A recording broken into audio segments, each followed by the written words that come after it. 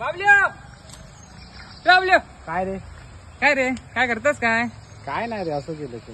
शांत शांत किती? अरे बघ ना, आपले 11 दिवस कधीच गेले समजले सुद्धा ना. हो ते तर आहेच.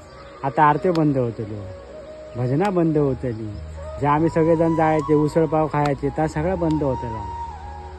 त्याच्यानंतर घरकोकणात आपल्या घरा सगळी उघडी झालेली, म्हणजे गणपतीसाठी ती सगळी आता पुन्हा बंद होते, पुन्हा वर्षभरान पुन्हा उघडतेली. तुम्ही आता मुंबईत असा.